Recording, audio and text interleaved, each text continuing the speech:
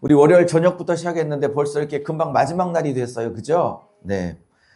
저는 벌써 됐는데 여러분은 아직도 목요일이야 이런 건 아니시겠죠? 못 알아들으셨네. 자, 어제까지 구약을 마쳤습니다. 어제 못 들으신 분 계시죠? 네. 어쩔 수 없어요. 제가 또 하면 안 되니까 유튜브에 찍으셨으니까 유석영 목사라고 유튜브에 치시면 한 1,500개가 떠요. 1,500개가 뜨는데 여기다가 하나만 더 쓰세요. 설화산, 설화산만 쳐도 될 것 같고요. 설화산 기도원을 치드신든지 설화산만 치든지 제가 유석영 목사 설화산 집회라는 이름으로 올려놓을게요. 그러면 1번부터 오늘 저녁 7번까지 7개 영상을 올려놓을 테니까 복습하시고 못 들은 거 들으시고 들으신 거는 다시 들으시고 또 링크에서 말씀 사모하는 분들, 굶주린 분들, 갈급한 분들 막 보내셔서 이 복음에 함께 눈 떴으면 좋겠습니다. 그래서 못 들은 것도 어제 어디까지 했냐면 역대 상하까지 어제 다뤘어요. 에스라 느헤미야는 못했어요. 오늘은 그걸 할까 하다가 그래도 신약을 조금 하루라도 해드리고 가는 게 맞다 싶어서 신약을 하도록 하겠습니다. 할렐루야. 은혜 많이 받으세요. 자, 우리 한번 마지막에 한 번만 더 인사해요. 하나님이 엄청 사랑하는 거 아세요? 시작. 대답을 해보세요. 아멘. 그냥 사랑하세요? 엄청 사랑하세요? 예. 저는 그냥 사랑하는 줄 알았더니 요즘 느끼는 건 그냥 사랑하는 게 아니야. 엄청 사랑해요. 죄가 있는데도 연약한데도 넘어지는데도 물론 고치고 바꿔야겠지만 그럼에도 불구하고 엄청 사랑하시더라고. 물론 바꾸고 변화받기를 원하시지만 그러나 사랑은 엄청나시더라고요. 그걸 믿으실 수 있기를 바랍니다. 그러니까 하나님의 사랑이 심령부터 쭉 차오르기 시작하면 이게 행복해요. 이래서 요한복음 7장에 나를 믿는 자는 그 배에서 성경의 이름과 같이 그 배에서 생수의 강이 흘러나리라. 차고차고 넘치면 흐르죠. 이게 하나님의 사랑이 이 심령 뱃속에서부터 막 샘솟으면 행복해요. 무화과나무 잎이 마르고 감람나무에 소출이 없고 우리의 양떼가 없는 아픈 현실을 살지라도 하나님이 날 엄청나게 사랑하신다는 게 이게 믿어지기 시작하고 그걸 받아들이기 시작하고 그게 성령이 내 안에서 역사하기 시작해서 하나님의 사랑을 막 솟구치게 하시면 하박국에서 말하는 그 6가지가 없어도 무화과나무 잎이 마르고 포도열매가 없고 감람나무에 소출이 없고 우리의 양떼가 없고 외양간 송아지 없어도 논밭에 식물이 없어도 이게 총 6가지가 말하는 거거든요. 이 6가지가 없어도 그 7번째 하나님의 사랑이 여기서 이렇게 쭉 올라오면 녹록하지 않는 현실도 이겨낼 수 있습니다. 그래서 저는 그 배에서 생수의 강이 흐르리라라는 게 그냥 성경에 있으니까 아멘하고 말았어요. 근데 성경에 있는 그 글자와 문자가 내 안에 실제로 이루어지니까 막 샘솟더라고. 그러니까 옛날에는 우울이 오면 우울을 못 견디고 넘어지고 좌절이 오면 좌절을 못 견디고 넘어지고 또 절망이 오면 그걸 못 견디고 넘어지고 원망이 오면 못 견디고 넘어지고 막 이랬는데 지금은 그런 게 살다 보면 어쩔 수 없이 인간인지라 또 사단의 역사가 있고 해서 들어올 때가 있을 거 아니에요. 없구나. 막 늘 충만하구나. 막 늘 충만해.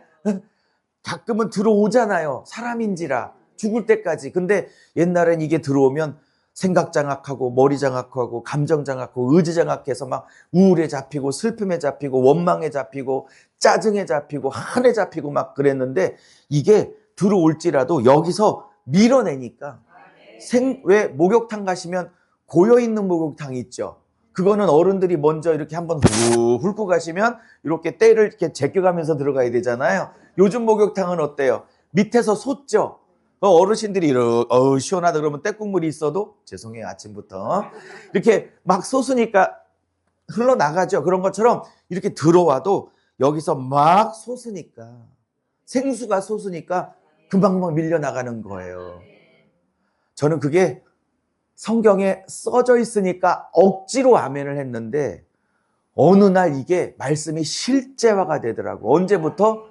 하나님이 나를 아들을 주기시까지 사랑했다는 게 이 머리가 아니라 여기로 내려오고 더 뱃속까지 내려오니까 이게 막 밀어 올려. 모든 찌꺼기들을. 그러니까 교회가 크든 작든 상관없고 키가 크든 작든 상관없고 돈이 많든 적든 상관없고 내 형편이 좋든 나쁘든 상관없고 그냥 밀어 올리는, 그러니까 나를 믿는 자는 성경에 이른 것 같이 그 배에서 생수의 강이 기쁨이 솟아나리라, 사랑이 솟아나리라, 만족이 솟아나리라, 행복이 솟아나리라. 그러니까 막 밀어 올리는 이런 찌꺼기, 사단의 찌꺼기들. 할렐루야. 누가 이렇게 섭섭하게 하면 인간인지라 조금 밉고 속상하고 억울한 게 슉 들어오더라도 이 안에서 막 용서가 막 밀어 올리고, 아유, 나 같은 것도 참아주셨는데 하나님이 저분도 참아주시지. 이런 긍휼이 막 또 솟아올리니까 또 이해가 되고 또 봐도 이쁘고, 뭐 저 인간은 안 변했지만 내 속이 변하니까 봐도 이쁘고. 그래서 저는 말씀이 실제화된다는 게 뭔지 이 나이에 조금씩 깨닫고 가는 것 같아요. 여러분에게 말씀이 실제가 되시기를, 그냥 성경 속에 써 있는 레터, 문자가 아니라 실제로 말씀이 그러면 그렇게 이루어지는 일들이 있기를 예수의 이름으로 축복합니다. 저는 말씀을 많이 가리키는 사람이잖아요. 제 주전공이 말씀 가리키는 사역이니까 일주일에 한 번씩 목사님들 만나고 성도님들 만나는데 어느 날 가리킴은 뭐해? 이 말씀이 내게 실제화돼야지. 그러면서 기도를 많이 시작했어요. 지식이 아니라 하나님 실제가 되게 해주세요. 여기다 쓰면 뭐해? 그게 내게 안 되면 위선이지, 거짓이지. 그래서 하나님, 성경에 이른 것 같이 배에서 생명의 역사가 솟아난다면 진짜 솟아나야 내가 이게 거짓이 아니죠. 그렇게 기도를 많이 했어요. 근데 하나님이 때가 됐나 봐. 막 자꾸 실제가 돼, 말씀이. 할렐루야. 그래서 얼마나 행복하고 감사한지요. 그런 역사가 있기를 주님의 이름으로 축복합니다. 또 때가 됐나 봐. 어떨 때는 입을 열어야 응답하는 거 있지만 어떨 때는 그냥 마음속으로 이랬으면 좋겠다. 그럼 내일 손에 와 있어. 어떤 선배 목사님이 때가 되면 하나님이 생각만 해도 들어주는 때가 있다고 그랬는데 나는 그런 때를 몰랐거든요. 그런 일이 없었어요. 근데 최근에 이렇게 생각만 해도 현실로 닥치고 손에 쥐어져 있고 20년 기도했던 것들이 요즘 응답되고 있고 요즘 제가 하고 있는 일들이 다 응답인데 31살 때부터 20년 혹은 25년 기도했던 게 막 요즘 응답돼가지고 하나님은 반드시 25년 지났어도 응답하시는구나. 제가 전국의 목사님들 가리키게 해달라고 30대 초반부터 기도했는데 목사님들 많이 가리키고 있거든요.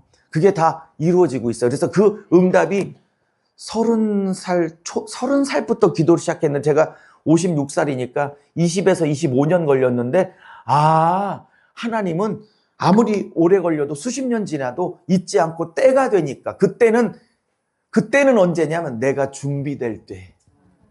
나는 30살에 바로 이 기도를 시작했는데 하나님은 25년 지나서 이루어 주신 거거든요. 근데 왜 30대 초반에 안 이루어졌을까? 때가 아니니까. 그릇이 아니니까. 목사님들을 맡길 수 없으니까 하나님이 저를 말씀으로 실력을 쌓게 하고 기도로 쌓게 하고 고난을 통해서 더럽고 지랄 같은 성질 다 다듬고 아멘 할 것까지는 없어요. 뭐 아멘 해도 돼. 내가 인정하니까 더럽고 지랄 같은 성격 다 다듬어서 여러분 저를 만나면 착해 보여 안 착해 보여? 그래요. 또 마지막 날이라 또 이렇게 반응을 해주시는군요. 자, 그러면 제가 원래 착했을까? 원래 지랄 같았는데 막 많은 연단과 고난 속에서 하나님이 밑바닥에 처박아 놓고 막 자아를 막 갈아서 믹서기에 갈아서 그나마 부족하지만 이나마 만들어 놨을까? 2번. 몇 번? 항상 답은 2번이야. 그래서 누군가가 옆에 계신 분이 좀 인격이 훌륭해 보인다. 겸손하고 온유해 보인다. 그러면 원래 겸손하고 온유했을까요? 지랄 같았는데 하나님이 겸손하고 온유하게 만들어 놓으셨을까? 고난을 통해서. 몇 번? 여러분, 원래부터 괜찮은 사람 없어요. 원래부터 괜찮은 분은 예수님 한 분밖에 없다고. 다 지랄 같았는데 하나님이 다 고난을 통해서 만드신 거예요. 동의하시는 분만 아멘해봐요. 이런 부흥회 갖고 안 만들어져. 산에 가서 기도하고 방언받고 막 예언받았다고 불받았다고 안 만들어져. 사람은 오직 고난으로만 만들어지는 거라고. 그러면 말씀과 기도는 왜 해야 돼? 고난을 견딜 힘이 말씀으로부터 오고 기도로부터 오니까 말씀과 기도를 해야 하는 거지. 사람을 진짜 만드는 건 고난이 만들어 가요. 근데 저는 고난을 통하면 모든 사람이 만들어질 줄 알았거든. 근데 아니더라고. 단독 목회 17년, 전도사까지 하면 23년째인데 교회 안에서 제가 임상적으로, 경험적으로란 뜻이에요. 경험적으로 23년 전도사 때부터 지금까지 있어 보니까 예를 들어 10명이 고난 가운데 들어가면 10명이 다 멋진 인격으로 만들어질 줄 알았어. 예수 닮은 예수님의 인격으로 10명이 다 만들어지는 줄 알았어. 고난은 모든 자를 다 이렇게 가늘게 하는 줄 알았어. 경험해 보니까 10명 중에 한 2명에서 3명도 아니야. 많이 잡으면 3명만 예수 인격으로 만들어지고 7명은 망가지더라고. 고난 속에서, 환난 속에서. 제가 알았어요. 고난이 모든 사람을 만드는 건 아니구나. 고난을 통해서 만들어지는 사람이 있지만 고난을 통해서 망가지는 사람도 있더라고. 더 싸납고 더 막해지고 더 삐딱하고 심지어 주님을 부인하고 떠나고. 제가 알았어요. 고난을 통해서 만들어지는 건 특별한 은혜구나. 많이 망가지더라고. 제가 섬겼던 어느 찬양 있던 교회 한 700명 정도 됐던 교회인데 제가 늘 찬양 인도했던 교회인데 할머니 권사님이 계셨어요.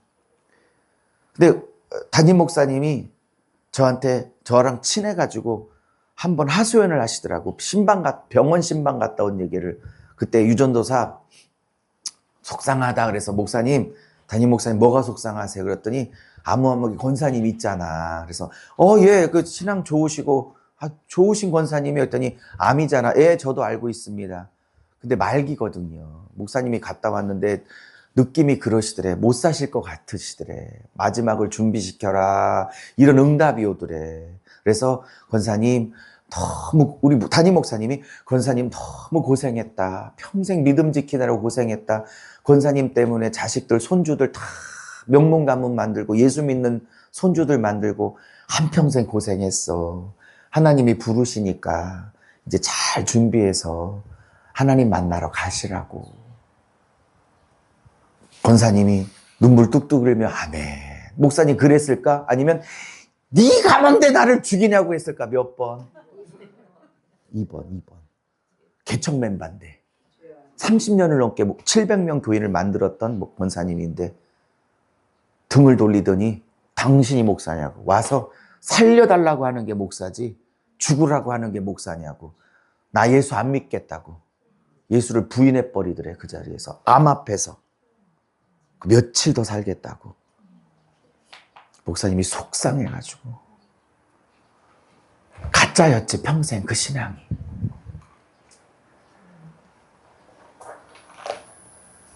며칠 안 남겨놓고 자기 스스로 구원을 놔버렸어. 회개하고 하셨는지 모르지만 그 후로 곧 돌아가셨어요.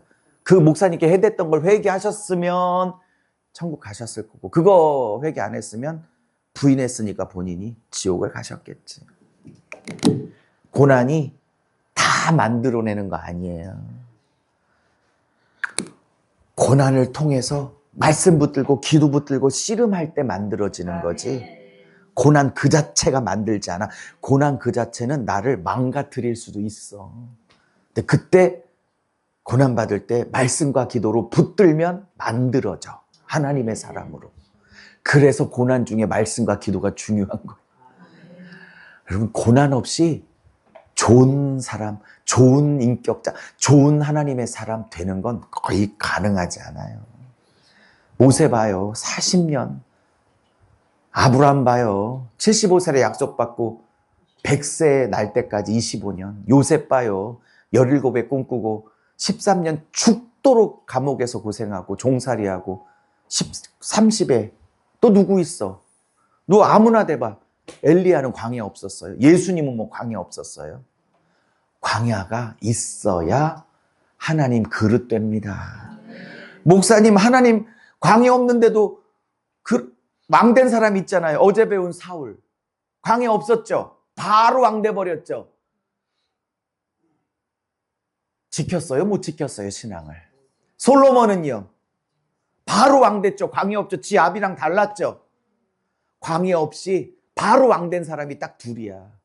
근데 광야 없으면 주신 물질, 재문, 왕권, 권세 못 지켜.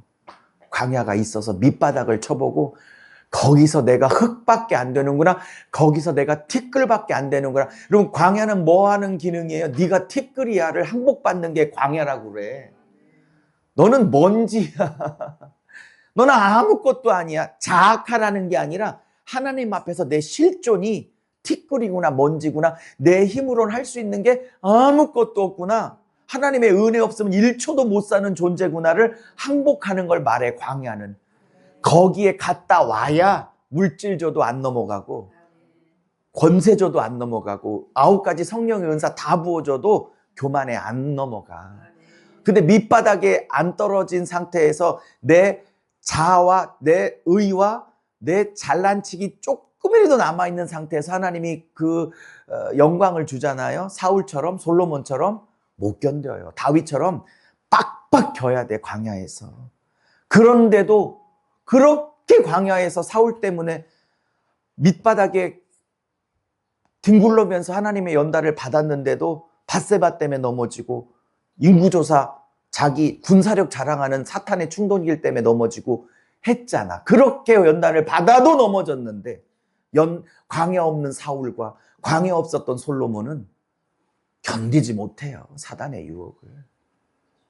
그래서 하나님이 쓰시는 종일수록 연단과 고난과 환난이 많다. 왜? 재수 없어서가 아니고 하나님이 그만한 축복을 부어주려면 그걸 지킬 능력이 필요해. 근력이 필요하다고. 그건 겸손과 온유와 거룩이거든. 그거는 그냥 만들어지는 게 아니에요. 은사 받았다고 안 만들어지고 성경 뚠다고 안 만들어지고 그건 고난을 통해서만 만들어지는 겁니다. 그래서 고난을 겪으면 자꾸 부드러워져야 돼. 자꾸 겸손해져야 돼. 내가 3일 내내 얘기하죠. 자꾸 온유해져야 돼. 그래서 표정에 따뜻하구나 이런 게 묻어나와야 돼. 벌써 표정과 여러분 눈은 몸의 등불이라고 그랬어요. 눈에 따뜻함과 겸손함과 온유함이 안 묻어나면 안 돼. 눈에서 싸납고 교만하고 이런 게 나오면 아직도 먼 거야. 눈 얘기를 했더니 갑자기 나랑 눈 마주치기가 싫죠, 지금 갑자기. 그래요. 자, 이제 신약을 오늘 조금 하도록 하겠습니다. 재밌으실 거예요. 뭐, 우리 성도들은 들었지만, 자, 누가복음 18장으로 갑니다. 오늘은 삭개오 얘기를 조금 하려고 합니다.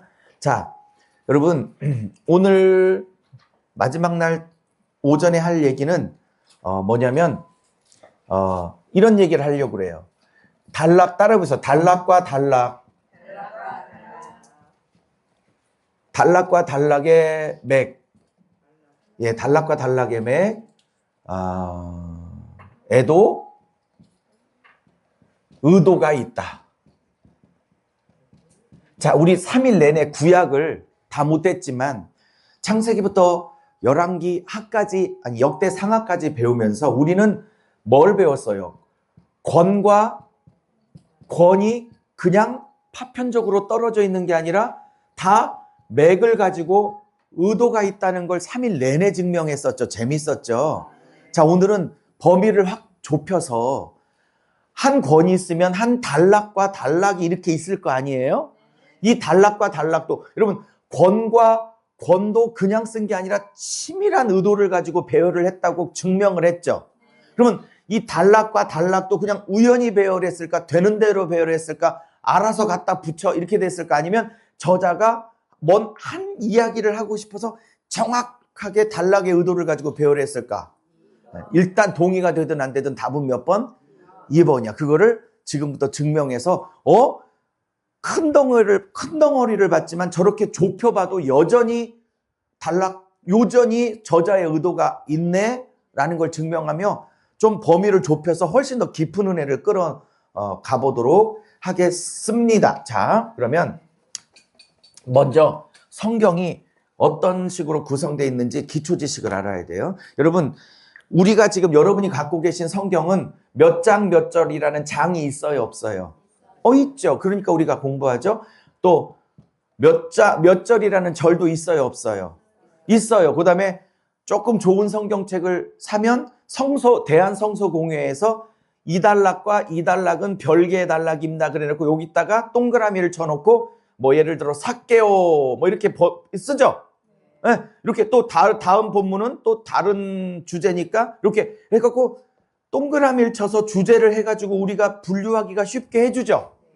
좋은 성경 사면. 그럼 여쭤볼게요. 그럼 2000년 전 오늘 누가복음을 할 건데 누가복음을 썼던 사도 바울의 제자 의사인 누가가 누가복음을 쓸 때 이렇게 한 단락 한 단락 이렇게 쓰고 장과 절을 쓸 때 누가는 몇 장 몇 절이라는 걸 썼을까 안 썼을까? 2000년 전 원본에는 없어. 장과 절이 원본에는 없어. 그러니까 장도 없고 절도 없는데 단락 구별은 더더욱 없겠죠. 원본에는. 그러면 우리가 알고 있는 여러분이 갖고 있는 장과 절은 언제 생겼냐? 1200년 때부터 하나씩 장과 절을 나누고 하다가 한 200년, 300년이 지나 1510년경에 인쇄가 돼서 인쇄된 성경이 최초로 나왔어. 뭘로? 장과 절을 구별한. 그러면 장과 절을 구별을 1200년대부터 하다가 한 300년이 지나 1510년대쯤 인쇄된 장절 성경이 처음으로 나왔다고. 처음으로 1510년대. 그러면 절 보세요. 1510년 전까지는 장과 절의 구별이 아예 있었다 없었다? 없었어. 처음 알았죠? 그러면 우리는 장과 절을 구별하지만 원저자나 1500년대까지는 장과 절을 구별해서 봤다. 아니면 하나의 원스토리로 하나를 쭉 연결해서 봤다. 그렇죠? 그럼 더더욱 단락도 끊어서 이해했겠다. 아니면 그런 개념 자체가 없이 그냥 한 번에 쭉 이해를 했겠다. 그죠? 이해하셨어요? 그러면 제 얘기가 동의가 되시면 원저자들은 장절 구별도 없고 더군다나 단락의 구별도 없이 쭉 이어서 썼으니까 우리처럼 잘라놓고 생각하면 저자의 의도가 충분히 살아나지 않겠네라는 결론에 동의가 되시겠죠. 그죠? 그러면 누가복음을 보면, 자 이제 시작해 볼게요. 누가복음을 보면 18장으로 가면 뭐 18장 처음부터 여러 가지 본문이 있지만 중간쯤 보면 중간에 어떤 본문이 있냐면 부자 청년 본문이 있어요. 뭐라고요? 예. 자, 부자 청년 본문이 있습니다. 자, 설명을 할게요. 누가복음 18장으로 제가 기억이 돼요. 이 부자 청년이 어떤 청년이냐면 돈이 많은 청년이에요. 에? 아니 저는 청년이 어떻게 부자인지 참 그렇는데 뭐 세습해서 근데 부자가 청년이었어요. 근데 이 청년이 예수님께 와요. 예수님께 와가지고 예수님께 와서 뭐라고 물어보냐면 무엇을 해야 행함을 해야 영생을 얻으리까라고 얘기해. 무엇을 행해야 영생을 얻으리까라고 질문해요. 맞죠? 그러면 이 부자 청년은 뭐에 찌들어 있는 거예요? 유대교의 율법주의 구원관에 찌들어 있죠. 왜? 뭘 해야 영생을 구원을 얻는다는 가치관에 찌들어 있다는 걸 알 수 있어요. 유대교의 심취한 청년이구나 라는 사실을 알 수 있어요. 그러면 예수님이 가리킬 게 뭐였어요? 행함으로 받는 게 아니라 십자가와 부활을 믿어야 구원받아, 이제 이런 얘기를 하고 싶은 거예요, 예수님은. 자, 그럼 예수님이 이 청년의 대답을 끌어내려고 뭐라고 대답하시냐면, 야, 율법 다 지켜. 율법을 다 행하면 구원받을 수 있어. 이렇게 이제 대답을 하세요. 맞죠? 기억나시죠? 자, 여쭤볼게요. 그러면 예수님이 율법을 다 행하면 이론적으로는 구원을 받을 수 있지만 그거를 다 지킬 사람이 없으니까 예수님이 율법을 행하면 구원받을 수 있어라고 물을 때는 다 지켰어요 라는 대답을 듣고 싶은 거야? 아니면 율법은 선하고 의로운 건데 주님 제가 지켜보려고 노력해보니까 다 안 지켜져요. 다 못 지키겠어요 라는 대답을 원했던 거예요. 몇 번? 당연히 2번이겠죠? 근데 이 인간이 1번으로 대답해서 2번으로 대답했어. 다 지켰다고 꼴값을 떨죠. 지가 지키고 싶은 건 지키고 안 지키고 싶은 건 안 지켰겠지. 못 지킨 건 또 안 지키고. 그러니까 율법을 또 다 행했다네? 그러니까 주님이 예상은 했지만 다 행했다고 자기 의의를 드러내니까 주님이 속상해서 뭐라고 얘기하시냐면 너 다 못 지킨 걸 드러내려고 다음과 같이 또 재질문을 하십니다. 뭐라고? 그래? 그러면 너 신명기법은 지켰니? 그 말이 뭐냐면 너 네 물질을, 네 재산을, 네 부요감 있잖아. 부자 청년 있잖아. 네 물질을 가난한 사람에게 다 나누어 주고 너는 나를 좇아라 그랬어요. 그러면 왜냐면 신명기법에 부자는 3년에 한 번씩 11조를 들여서 가난한 사람들에게 헌금을 하는 3년 만에 11조 규례도 있고 다양한 약자와 빈자들을 돕는 규례들이 있단 말이죠. 신명기법에. 근데 이 법은 안 지켰다는 거예요. 재산 나누기가 싫어서. 그러면 주님이 너 다 못 지켰잖아. 네가 지키고 싶은 것만 지켰지. 이 물질을 가난한 자에게 나눠야 된다는 그 신명기법은 전혀 지키지 않았잖아. 이 왼수야. 그러면 주여 죄인이로소이다. 구원해 주소. 이렇게 이제 또 나오기를 바랬어. 근데 어떻게 나왔어요? 이 왼수가. 에? 뭐라고 말해? 재산이 많아 뭐래? 심히, 그것도 심히 근심하여.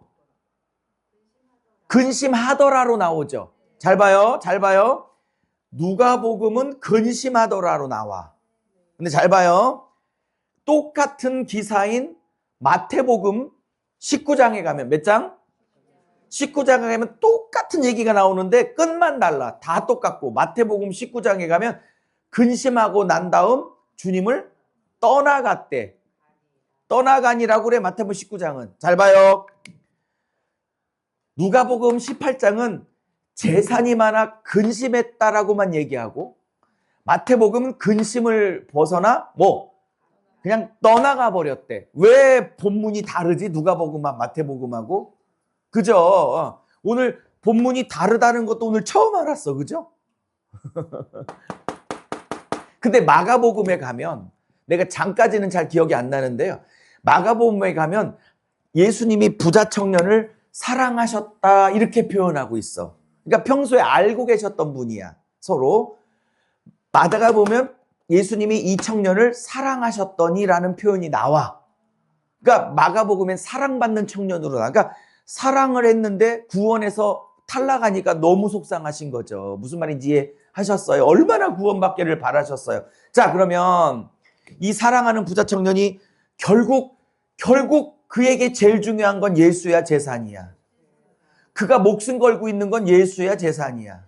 결국 자기가 꽂혀 있는 건 결국 돈이거든요. 재산이거든요. 예? 이걸 못 내려놓고 있는 거죠. 근데 자, 말 나온 김에 누가복음은 왜 근심했다고만 얘기하고 마가복음은 떠났다고 얘기하느냐? 왜 마태와 누가가 다르냐라는 건 누가라는 사람의 신학이 마태라는 사람하고 신학이 달라서 그래요.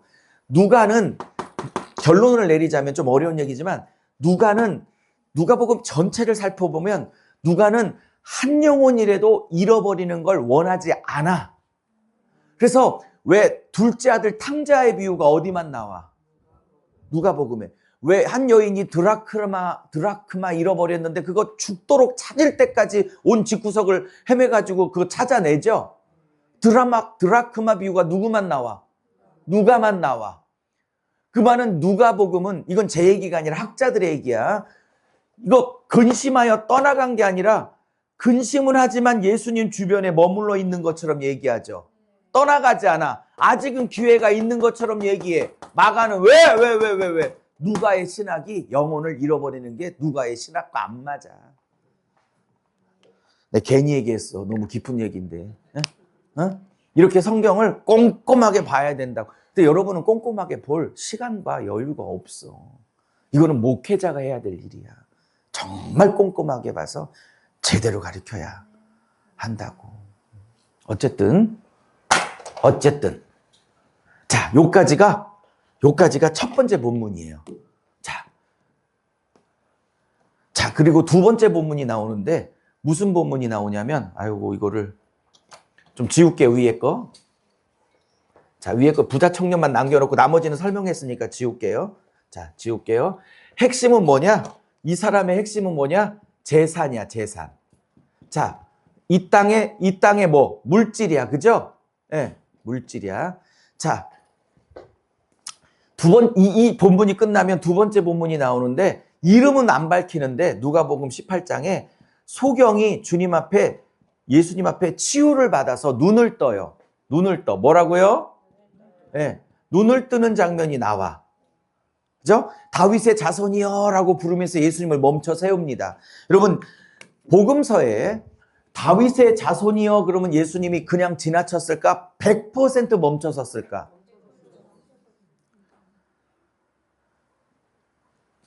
물론 이런 소리 안 해도 멈추실 분인데 다윗의 자손이여 그러면 무조건 멈췄어. 왜? 목소리가 커서 아니면 언약을 붙들고 기도하니까. 왜? 사무엘하 7장에 어제 저녁 때 배웠죠. 메시아는 다윗의 자손으로 오신다는 걸 약속했기 때문에 이 소경이 눈은 안 보이지만 영은 눈을 떴어. 다시 육은 소경이지만 영으로는 눈 뜬 자야. 왜? 성경을 알고 있잖아. 메시아가 다윗의 후손으로 온다는 걸 꿰뚫고 있잖아. 육신의 눈만 소경이지 영의 눈은 이미 뜬 자야, 이미. 그러니까 다윗의 자손 그러는 모든 사람은 다 멈췄어. 약속 붙들고 기도하니까 안 멈출 수가 없는 거지. 그러면서 이 소경에게 이런저런 얘기하면서 이렇게 얘기해요. 너 무엇을 구하느냐? 이렇게 물어. 아, 여러분, 소경이 뭘 구하겠어? 소경은 당연히 뭘 보겠어요? 눈뜨기 원합니다. 그러겠죠? 눈뜨기 원한다라고 대답해. 이때 눈뜨기 원한다. 이 눈뜨다라는 게 헬라어로 뭐냐면 이게 아노이고야. 뭐라고요? 아노이고인데, 헬라어로 아노이고인데 이게 아나라는 접두사와 오이고라는 동사가 결합된 거야. 아나 오이고를 합치니까 아노이고 이렇게 된 거야. 무슨 말인지 아셨죠? 이거를 분석하면 아나 오이고 합치면 아노이고. 이거 뜻은 이따가 얘기하겠습니다. 이 뜻이 굉장히 깊은 거예요. 자, 그래서 예수님이 고치시죠. 그리고 눈을 떠요. 근데 이분의 이름이 누가복음에서는 안 나오지만 마태복음이나 마가복음에서는 바디메오라고 얘기를 해. 그러니까 이분은 지금 바디메오야. 이름은 안 나올 뿐이지. 어쨌든. 자, 이분이 눈 뜬 다음에 소개팅 하러 가요? 아니면 사우나 하러 가요? 아니면 한 번도 못 가봤던 영화 보러 가요? 아니면 주님을 바로 쫓아가요? 주님 바로 쫓아가요. 그죠? 네. 요까지가 18장이에요. 무슨 말인지 아셨죠? 지금 우리는 1번 본문, 2번 본문이라고 설명의 편의상 나누고 있지만 누가는 1번, 2번 장절 구별 없이 이거 한 번에 한 흐름으로 읽어 이렇게 의도했던 거야. 우리는 그 눈이 없어서 그렇지. 그 눈을 지금 밝혀주려고 그래, 지금 제가. 성경이 얼마나 재밌는지. 예? 제가 이렇게 다니는 목적은 딱 하나예요. 성경에 푹 빠지게 만드는 게 제 목표야. 아멘 좀 해요. 성경에 푹 빠지게 만들어 성경을 읽게 만들고 성경 연구하게 만들고, 그럼 성경을 연구하잖아. 그럼 예수님이 좋아져. 생수가 흘러. 그러면 내 인생에 녹록지 않은 현실도 이길 수 있어. 또 말씀에 붙잡히고 기도에 붙잡히면 하나님이 고개 이뻐서 또 하나씩 하나씩 인생의 현실적인 문제도 풀어줘. 물질도 풀어주고 결혼도 해결해주고 치질도 낫게 해주고. 자, 요까지가 18장이야.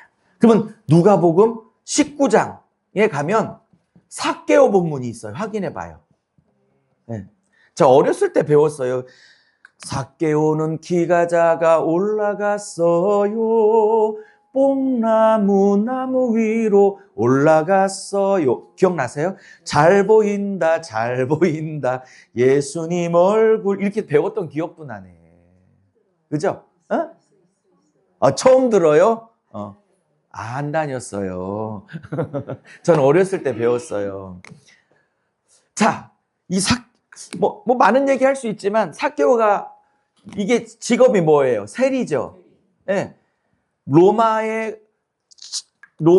관리로 채용되어 같은 민족인 유대인의 피를 빨아먹고 사는, 세금을 착취해서, 그러니까 100원을 걷었으면, 아니, 로마에게 100원을 내게 만들어야 되는데 실제로는 1000원을 걷어. 그리고 100원 내고 자기는 900원을 착취하는.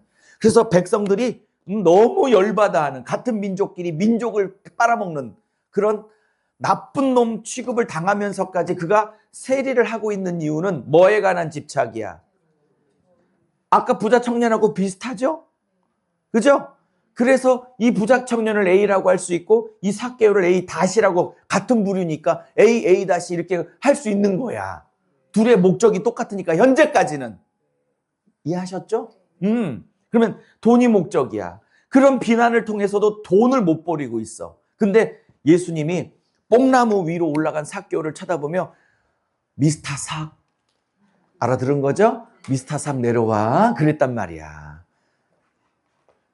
주님은 삭개오를 처음 보는데 어떻게 미스터 삭, 이게 개오라는 걸 어떻게 알았을까? 예수님이 투시의 은사가 있나 봐. 지식의 말씀의 은사가 있나 봐. 처음 보는데도 이름 다 뚫어. 근데 또 하나, 지금 예수님 주변에 수만 명의 사람들이 쫓아다니잖아요. 근데 삭개오만 딱 보기가 쉽지 않거든. 근데 그가 지금 키가 작으니까 예수님이 안 보이니까 보고는 싶고 그러니까 뽕나무 위로 올라가서 이렇게 예수님을 보니까 또 이제 보게 된 거잖아요. 재밌는 상상을 한번 해보면, 그가 남들보다 키가 컸으면 굳이 뽕나무 위로 올라갔을까? 군중에 섞여져 있었을까? 근데 키가 작았다는 약점 때문에, 키가 작았다는 컴플렉스 때문에 뽕나무 위로 올라간 게 도리어 전화위복이 돼서 주님의 눈에 띄었죠. 물론 그렇지 않아도 주님이 만나려면 얼마든지 만날 수 있지만 그 약점이 주님을 만나게 한 동기가 돼버린 거야. 그 나의 약점 때문에 주님을 만나게 돼서 또 한편으로는, 무슨 말인지 아셨어요? 에? 꼭 나의 컴플렉스나 약점이 어떻게 생각하면 그것 때문에 주님을 만날 수 있었다면 복일 수도 있는 거예요. 어쨌든 만나서 미스터 삭 혹은 개오야 내려와라 그래갖고 구원을 받았어. 그래서 예수님을 댁으로 초청을 해서 예수님께 식사를 대접하고 구원을 받죠. 구원을 받아요. 그러면서 삭개오가 여기서 구원을 받습니다. 그리고 변화가 돼요. 여러분, 진짜 예수님을 만나면 삶에 변화가 있어야 되잖아요. 복음서에 예수님을 만났는데 예수님 만나기 전에 죄악된 삶의 습관을 그대로 살아가는 사람은 없어. 백이면 백 다 과거를 청산하고 새 삶을 살았지. 제가 조금 비판적인지 모르지만 오늘날의 800만의 한국 그리스도인 중에 진짜 예수님을 만난 before와 예수님을 만난 AD가 진짜 구별되는 삶이 있는 사람이 몇 명이나 되냐고. 어쨌든 변화를 받았다는 증거가 뭐야? 변화받았다는 증거가 뭐야? 내가 누구에게 토색한 일이 있으면, 그러니까 착취하고 빼앗은 일이 있으면 내가 몇 배를 다시 돌려주겠대. 4배나 돌려주겠대. 실제로 돌려줬을 거라고 저는 믿습니다. 성경에는 안 나오지만 여쭤볼게요. 자, 레위기법에 가면 누구요? 어디요? 레위기법은 번제, 소제, 속건, 화목제, 속죄제, 속건제가 나와. 그쪽에 속건제라는 말은 뭐냐면 내가 착취한 것을 반드시 물질로 보상하는 보상제도 혹은 배상제도가 제사가 속건제야. 100만 원을 착취를 했어. 내가 사기를 쳐서 안 갚았어. 근데 회개를 했어. 어머, 내가 죄를 졌구나. 갚아야지. 그래서 100을 갚으면 돼? 안 돼? 안 돼. 여기에다가 20% 5분의 1을 이자를 붙여서 원금 플러스 이자에서 5분의 1을 더해주는 게 속건제법이야. 그러면 100만 원만 돌려주는 게 아니라 20만 원을 더 붙여가지고 얼마를 돌려줘야 돼? 120만 원을 돌려주게 돼 있는 게 속건제법이야. 그러니까 죄 중에 하나님하고만 해결될 죄는 속죄죄라고 그래. 그건 하나님하고만 해결하면 안 돼. 근데 이거는 이웃에게 물질적으로 피해를 준 건 하나님하고 해결을 해야 돼. 해결하고 난 다음에 이웃에게 그 마땅한 피해 보상을 해야 돼. 그죠? 그건 여러분 말로 누군가에게 상처를 줬거나 재산에 손해를 줬으면 내가 하나님하고 해결해야 돼. 하나님께 용서받고 반드시 그에게 합당한 배상을 해야 돼. 우리도. 근데 하나님하고만 떼어오려고 하면 어떻게 해? 안 돼. 반드시 사람에게 피해 준 건 하나님이 나에게도 해결해주지만 그 사람에게도 반드시 합당한 대가를 치르는 게 하나님의 속건제법이야. 그러면 여쭤볼게요. 그러면 토색했으면 5분의 1을 더해서 원금 플러스 5분의 1만 주면 되죠. 물법으로 따지면. 근데 지금 몇 배를 더 하겠대? 4배를 더 갚겠대. 이 말은 율법을 초월한 배상을 얘기하고 있는 거죠. 무슨 말인지 이해하시겠어요? 여쭤볼게요. 이 사람 민족의 반역자라는 소리를 들으면서까지 세리를 하고 있는 이유는 뭐야? 돈이죠. 예수님 만났으면 지금 4배로 갚는다는 생각을 했을까? 택도 없는 얘기일까? 택도 없죠. 근데 지금 누구를 만나서 지금 변화받은 거야? 예수를 만난 변화받은 증거가 분명하죠. 그러면 이 삭개오 변화받은, 그러니까 돈을 내려놓고 있어. 그죠? 이놈은 구원 근처에 갔다가 돈을 못 내려놓고 탈락하고 있는데 A, 여기는 똑같이 돈에 집착했던 삭개오는 주님을 만나자마자 돈을 내려놓고 완전히 새 인생을 살고 있어. A와 A-가 같기도 하지만 전혀 다르기도 해. 그래서 A와 A-로 묶는 거야, 제가. 오케이? 근데 저걸 세 본문을 제가 한 스토리로 이어지니까 이어진 애가 되지. 요 설명 안 했으면 저거 완전히 따로따로 세 본문 따로따로 보고 계실 거거든요. 이해 가시죠? 자, 그러면 핵심은 B야. 여러분 성경을 해석할 때 이거를 대칭 구조라고 하는데 조금 어려운 말로 키아즘 구조라고 얘기하는데 전문 용어로 그냥 조금 더 쉽게 말하면 대칭 구조를 얘기하는데 대칭은 A와 A-가 대칭인 거죠. A와 A는 뭔가 내용적으로 연결이 돼 있어. 부자 청년, 삭개오, 돈에 관한 집착, 한 놈은 주님 만나도 못 내려놓고 한 분은 주님 만났더니 내려놓더라. 이렇게 뭔가 같은 것도 있고 다른 것도 있고 내용이 맞아. 그래서 A와 A-야. 오케이? 이걸 대칭 구조라고 그래. 대칭 구조는 그 가운데 B가 핵심이야. B가. 여기가 핵심이고 이 B가 양쪽에 영향을 미쳐서 B를 잘 해석하면 위에 본문 아래 본문이 그냥 저절로 한 줄로 깨어지는 구조를 대칭 구조, 기하증 구조라고 그래. 신학에서. 이해하셨어요? 네. 자, 그러면 제가 이거를 설명을 드릴게요. 오늘 일찍 끝날 수도 있겠는데? 그럼 좀 기도를 많이 할까요? 자, B. 요게 B. 아까 부자 청년 A. 오케이? 그 다음에 우리 저기 변화받은 삭개오. 네, A-. 그러면 A, B, A-는 항상 가운데가 중심이라고 그랬죠. 여기가 하이라이트고 여기가 앞뒤 문맥에 영향을 끼쳐서 원 스토리로 가고 있는 걸 대칭 구조라고 그랬어요.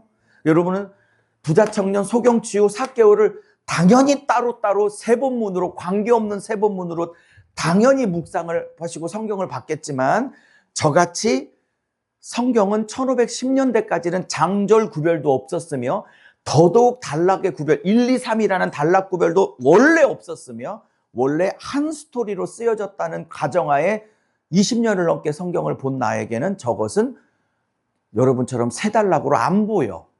완전히 원 스토리로 보이지. 자, 이렇게 따지면 마가복음이 1장부터 24장까지잖아요. 누가복음이. 그러면 이렇게 단락을 구별하면 제 기억이 맞다면 147단락이 나와. 그 중에 3단락만 소개를 한 거야, 제가. 이해하셨죠? 그러면 이 147단락을 다 한 맥으로 다 꿰을 수 있는 거야. 자, 그러면 보세요. 잘 알아들으시니까 바로 답으로 넘어가겠어요. 잘 봐요. B가 핵심이야. 그럼 이거는 세 본문이 아니라 세 본문을 통해서 한 이야기를 하고 싶은 거야. 누가의 의도는 제발 한 번에 연결해서 읽어서 이걸 따로따로 묵상하지 말고 한 판으로 이해해 달라고 요구하고 있는 거야. 이게 성경을 보는 눈이에요. 어제까지는 그거를 권으로 연습을 시킨 거고 오늘부터는 그거를 단락으로 연습을 시키고 있는 중이에요. 네. 자, 그러면 봐요. B부터 갈게요. 소경을 치유하셨어요. 자, 이제 조금 더 깊이 끌고 들어갈게요. 일찍도 못 끝나겠네, 이 설명하면. 여러분, 복음서에 보면 예수님이 많은 질병을 고치셨는데 특별히 한 4개 정도는 더 많이 고치셨어. 그 중에 하나가 소경, 그 다음에 귀머거리, 그 다음에 벙어리, 그 다음에 안진뱅이. 목사님 설명을, 강사님 설명을 듣고 보니까 그러네. 각색 질병을 고쳤다고 내놓고 사실은 소경, 귀머거리, 벙어리, 안진뱅이 치유를 굉장히 많이 기록하고 있네. 의도적으로 성경이. 자, 여쭤볼게요. 그러면 왜 이 대질병을 그렇게 많이 복음서 기자들이 기록했을까? 1번, 실제로 내 질병을 두드러지게 많이 고치셔서. 2번, 다 고치셨지만 복음서 기자들이 4가지 질병을 두드러지게 고쳤다고 할 때는 뭔가 의도가 있어서. 무조건 답은 2번이야. 의도가 있는 거야. 성경은 안 단순해요. 깊은 거야, 성경은. 그걸 배우면 신세계가 열리는 거야. 그러면 자, 이건 무조건 다 찾으셔요. 이사야 35장 5절에서 6절. 이사야 35장 5절에서 6절. 이사야 35장, 구약성경 이사야 35장 5절에서 6절을 찾습니다.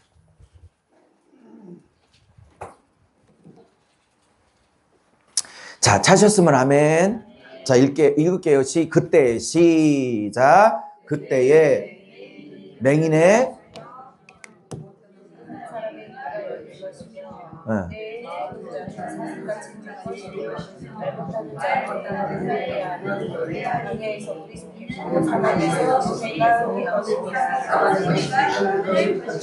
아멘.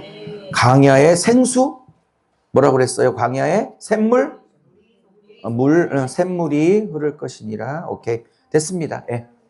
자, 이사야 35장은 앞으로 예수님이라는 메시아가 오시면 어떤 일이 벌어질까에 대한 메시아 예언장이에요. 메시아 왕국이 펼쳐지면 이런 일이 벌어질 거야 라면서 그때에 이렇게 나오는 거야. 메시아가 오시면, 예스? 그러면 메시아가 오시면 그 메시아는 소경을 고치신대. 그 다음에 귀머거리에 귀를 여신대. 안진뱅이 저는 자를 일으키신대요. 그 다음에 벙어리에 혀를 여신대. 거기에 혀란 말이 나와요, 혹시? 굳이 혀를 여신대. 그러면 뭐를 전제하고 어떤 놈이 혀를 묶었다는 걸 전제하고 얘기하는 거야, 그지? 어떤 놈이 혀를 묶었으니까 혀를 푼인 거지? 그럼 어떤 놈이 묶었을까? 사단이 묶었겠죠. 왜 묶었을까? 미리 얘기하면. 노래를 못하게 하려고 묶은 거야. 나중에 얘기할게요. 예? 벙어리를 고친대. 자, 그리고 광야에 샘물이 솟겠대. 이거는 예수님 십자가 부활 이후에 성령의 생수의 역할을 얘기하는 거거든. 자, 그러면 다시 이야기할게요. 그러면 메시아는 이 땅에 와서 다른 건 몰라도 이 4개 질병은 꼭 고쳐야 돼. 히브리인들에게, 유대인들에게 저분이 메시아냐 아니냐의 핵심은 저 네 가지 질병을 고치느냐 못 고치냐에 달려 있어. 왜? 이사야에서 메시아는 다른 건 몰라도 이 네 가지 질병을 꼭 고치고 있어야 된다는 걸 찍었기 때문에 히브리 개념에 네 가지 질병을 고치느냐 굉장히 중요한 거예요. 무슨 말인지 아세요? 그리고 여러분 여쭤볼게요. 구약에 엘리야, 엘리사 능력 제일 많이 나타냈던 종들이죠. 뭐 기적으로 따지면. 근데 엘리야, 엘리사 죽은 자도 살렸죠. 사렙다 과부 아들도 살렸고. 근데 혹시 알아요? 맹인은 고친 적이 없는 거? 구약에? 구약에 엘리야, 엘리사 빼놓고 엘리야는 뭐 기적의 대표자잖아요. 다른 선지자는 볼 것도 없어. 둘만 보면. 근데 어떤 선지자도 어떤 기적을 일으키는 분도 죽은 자까지 살렸는데 근데 사실은 맹인을 고친 사람 아무도 없어. 무슨 말인지. 요한복음 9장에 창세 이후로 맹인을 고쳐본 적은 들은 적이 없다 그러잖아. 소경이 눈 뜨고 난 다음에. 요한복음 9장에. 이거는 하나님만 하실 일이니까 예수가 내 소경을 고친 거 예수가 하나님이 이렇게 고백하는 거거든. 요한복음 9장에. 맹인의 눈을 밝히는 건 오직 메시아만 하는 일이야. 이 네 가지는. 그러니까 유대인들에게는, 히브리인들에게는 저 네 가지 질병을 고치느냐 안 고치냐는 메시아가 되냐 안 되냐 굉장히 결정적인 치유기적이야. 그를 메시아 치유기적이라고 저 네 가지를 학자들은. 그러면 왜 복음서에 예수님이 그 많은 마태복음 4장에 각색 질병을 고쳤다고 그래놓고 다 기록하지 않고 이 네 가지를 사복음서 기자들이 집중적으로 더 많이 기록했는지 아시겠죠? 그 사복음서 기자들은 예수님이 메시아가 맞다. 저 네 가지를 집중적으로 고치는 걸 봐라. 그건 이사야 35장 5정 6절을 이루고 있는 거다. 이런 얘기야. 재밌죠? 그러면 끌고 들어갈게요. 여쭤볼게요. 질문을 더 끌고 들어갈게. 그러면 이 네 가지 질병의 의미가 뭔데 이걸 고쳐야 메시아인 거냐는 거야. 제 질문은. 이 네 가지 질병의 의미가 뭐냐는 거야. 그러면 메시아는 제가 답을 드릴게요. 시간이 지나서 육적 맹인의 눈을 뜨게 하여 영의 눈을 뜨게 하는 자가 메시아다는 거예요. 즉 육적인 눈이든 영적인 눈이든 눈 뜨게 하는 자가 메시아라는 거야. 육적 귀든 영적 귀든 육신의 소리가 아닌 하늘의 소리, 하나님 나라의 소리, 오케이? 영원한 소리, 복음의 가치, 생명의 가치를 들을 귀가 열려야 된다고 말하는 거야. 그게 메시아인 거야. 그 다음에 저는 자는, 여러분 안진뱅이 저는 자는 걸어요 못 걸어요? 못 걸죠. 근데 그 육적 안진뱅이를 일으켜 걸어가게 했다는 건 뭐냐면 내가 육신은 살아서 걸어는 다니지만 영적으로는 안진뱅이와 같아서 하나님이 기뻐하시는 도를 못 걷고 있는 자들에게 왜 구약에서 나의 도로 걸어라는 얘기를 자주 하죠. 길도자, 데레크라는 히브리를 써가지고 나의 기뻐하는 그 길로 걷지 않고 멸망의 길로 영적으로는 멸망의 길만 걸어가는 자들을 일으켜 세워 하나님이 기뻐하는 그 그 길로 걸어가게 하는 자가 메시아란 뜻이야. 그래서 안진뱅이를 일으키는 거야. 뭔 말인지 이해하세요? 여러분 베드로가 많은 질병을 고쳤지만 공식적으로 그가 최초로 고친 질병의 이름이 최초로 나와. 3장에 많은 질병을 고쳤지만 공식적으로 고친 질병의 1호는 뭐야? 안진뱅이야. 사도행전 3장에. 그 다음에 후반부는 바울이죠. 바울이 수많은 질병을 지켰지만 공식적으로 1호로 거론되는 치유 질병은 뭐야? 루스드라에서 안진뱅이 고친 거야. 바울의 첫 기적과 베드로의 첫 기적이 안진뱅이 고치는 거야. 여쭤볼게요. 1번 우연이다. 2번 의도적인 거다. 당연하지, 성경이. 하나님의 길로 걸어가게 만드는 거예요. 그러면 벙어리는 왜 고쳐요?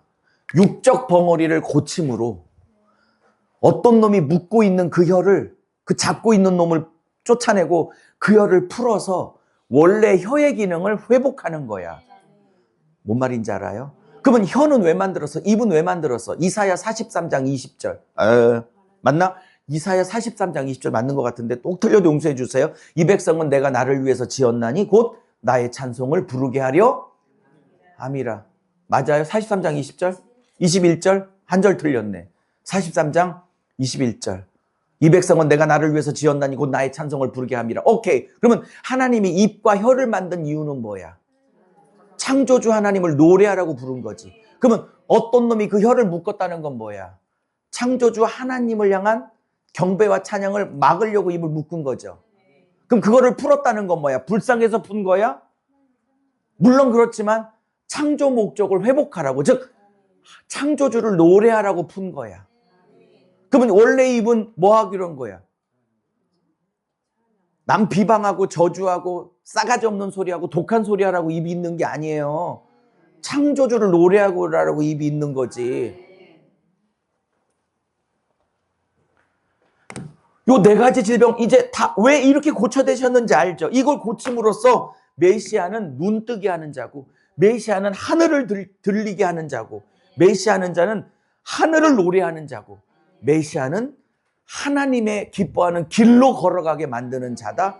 그걸 얘기하려고 저 네 가지 질병을 그토록 고쳐내셨고, 복음서 기자들은 그렇게 네 가지 질병을 많이 기록한 거예요. 의도적으로, 신학적 의도가 있어서.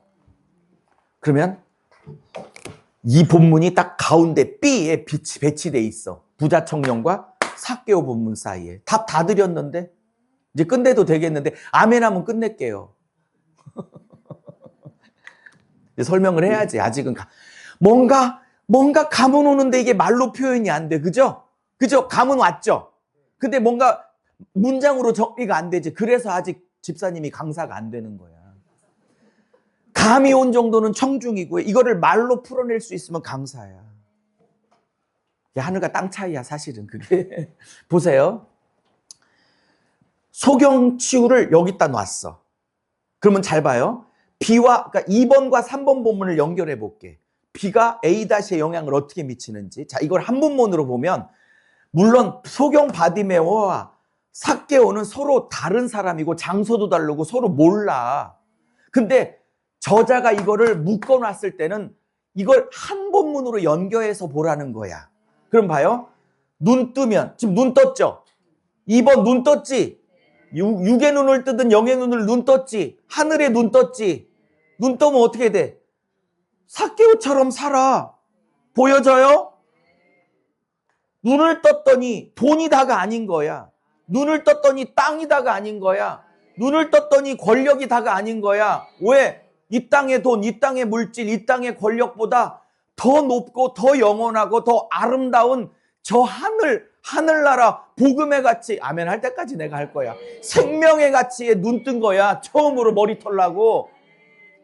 다시 말하면 여기 하늘의 눈을 뜨니까, 하늘나라의 눈을 뜨니까, 하늘의 눈을 뜨니까 땅에 바둥바둥 살며 집착했던 땅이 아무렇지도 않게 여겨지는 거야. 이게 이 본문이. 2번이 3번이 두 본문이 한 본문이야. 그러니까 한 본문이잖아. 이렇게 보니까. 어제까지 3일 동안에는 권을 한 권으로 보는 연습을 시켰다면 이제는 더 좁혀서 단락과 단락을 한 본문으로 보는 훈련을 시키고 있는 거예요. 이루고 난 다음에 헬라어 히브리어도 있어야 있는 거지. 이게 안 되는데 헬라어 히브리어 떠들어봤자 아무런 안 된다니까. 잘난 척하는 거야. 안 돼. 성경 보는 눈이 열려야 돼. 그 다음에 통변도 예언도 신유도 축사도 있으면 더 좋고. 이게 먼저라고. 이게 말씀이 먼저라고. 은사 전에 이게 있으면 은사가 더해지면 금상첨화. 난 두 가지가 다 갖춰질 수 있는 여러분이 되시기를. 난 두 가지를 다 원하는 사람이거든. 그러면 2, 3번은 충분히 연결됐죠. 하늘이 들어오니까 죽도록 못 놨던 땅이 억지로 내려져, 저절로 내려져.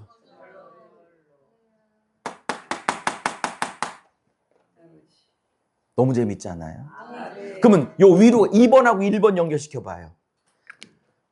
예수님이 아무리 눈뜨게 해서 하늘을 눈뜨게 하고 싶어도 최종 관심이 뭐야? 이 인간은, 부자 청년은 땅이죠.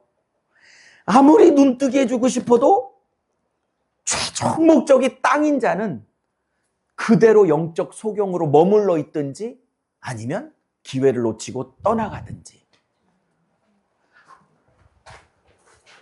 눈 뜨니까 삭개오처럼 살고 눈 못 뜨면 부자 청년처럼 버림받더라 는 거야. 그러면 이게 지금 세 본문이 한 본문이에요? 세 본문이에요? 한 본문이잖아.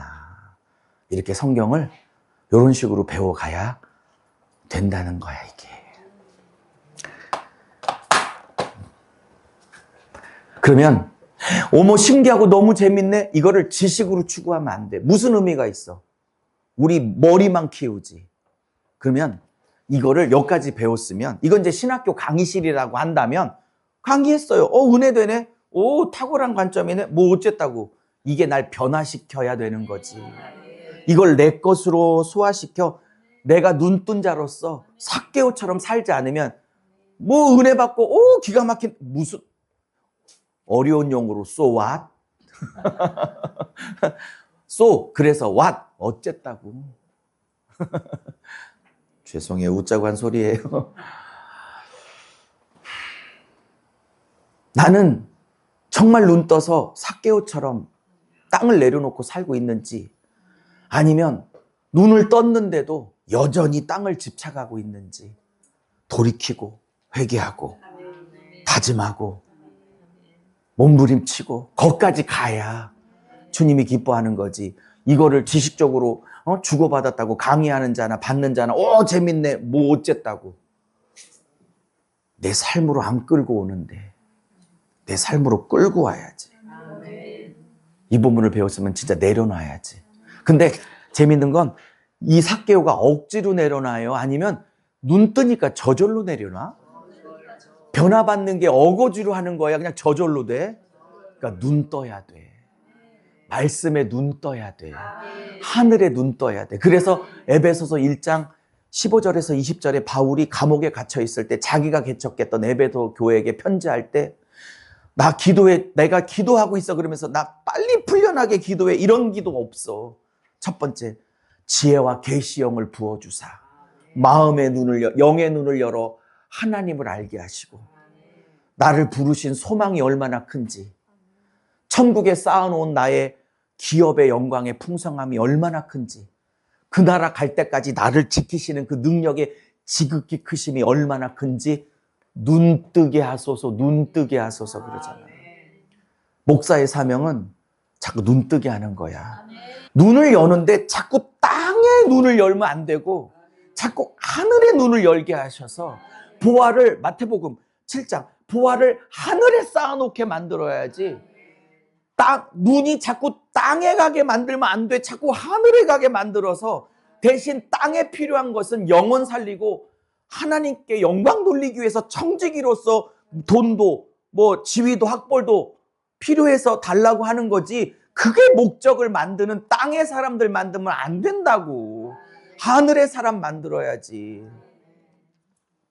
저는 많은 교회에서 막 저를 불러서 이거를 좀 많이 가르치면 좋겠는데 안 불러.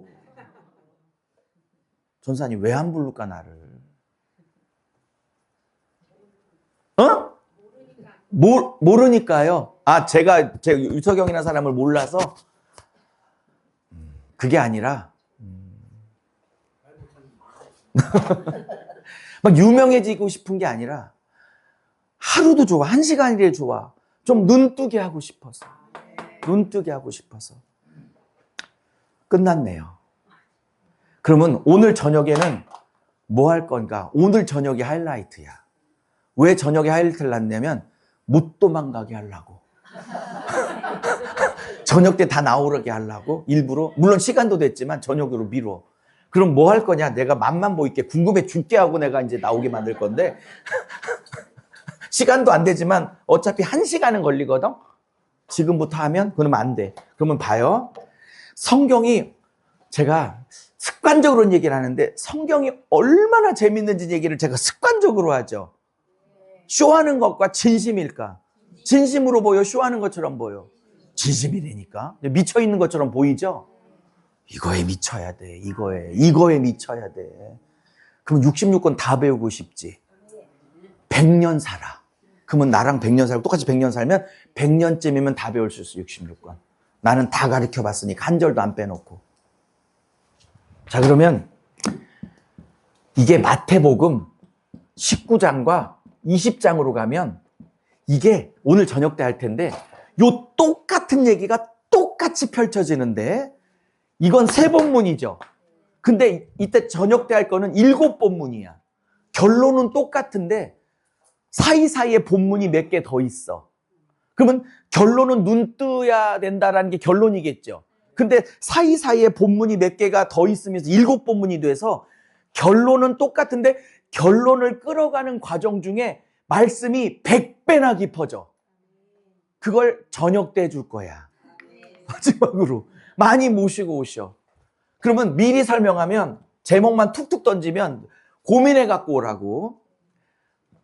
여러분 이런 게 진짜 부흥회고요. 이런 게 진짜 부흥사경회야. 이런 걸 해야 돼. 이런 걸. 예수 믿으면 팔자 고친다. 쓸데없이 자꾸 그런 예수를 믿었던 것 자체가 팔자가 고쳐진 거야. 뭘 또 고치려고 그래. 이미 예수가 들어왔으면 최고로 팔자가 나아진 거야. 예수가 최고의 복이고 여러분이 그토록 원하는 물질은 예수가 주고 싶은 것 중에 한 100번쯤 될까? 100등? 예수 자체가 그냥 그 자체가 복이야. 예수님이 그럴 거냐? 나 자체가 복이라고 여겨주는 목사와 성도는 없을까? 내가 주는 물질과 건강, 자식 축복 이런 거보다도 그냥 나 자체를 사랑해주는 목사와 성도는 없을까?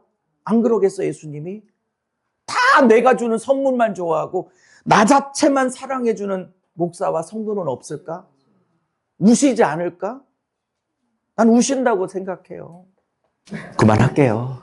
그게 무화과 나무 잎지 마르고 포도 열매가 없고 감람나무 소출이가 없고 그 6개가 삐리삐리 없어도 난 예수님만 있으면 된다. 그 말이야.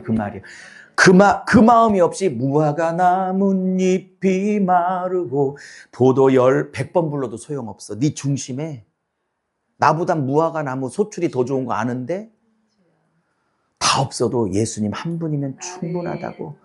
그걸 신부라고 그래.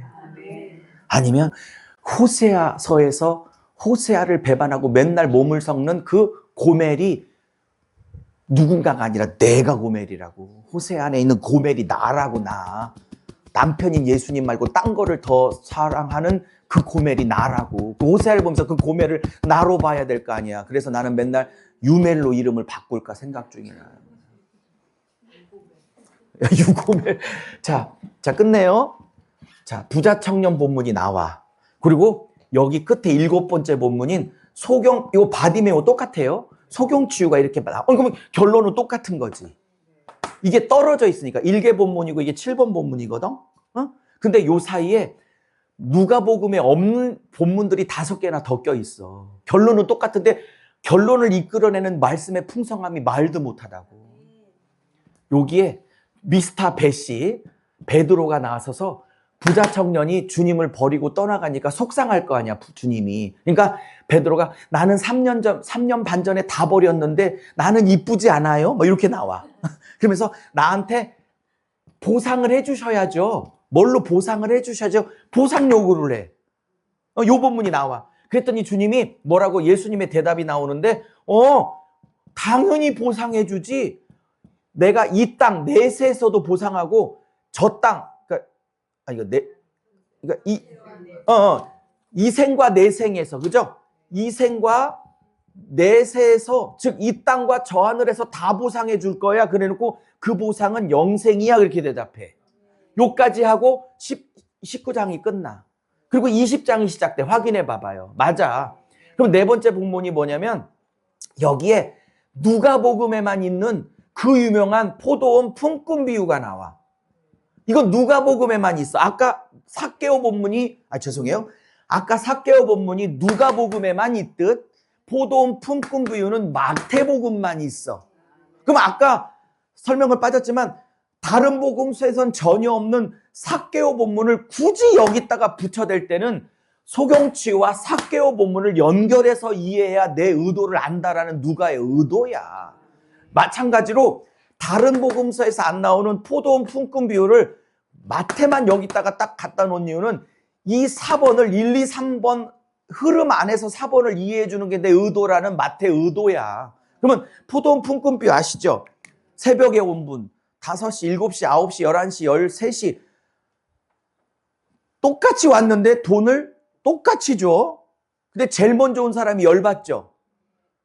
그 본문이야. 그 유명한 본문. 이게 하이라이트야. 7본문 중에 하이라이트. 그 다음에 예수님이 뭐라 그러냐면 이렇게 얘기해. 예수님이 나 죽고 살아날 거야. 나 십자가에서 죽고 3일 만에 살아날 거야 라고 5째 본문을 얘기해요.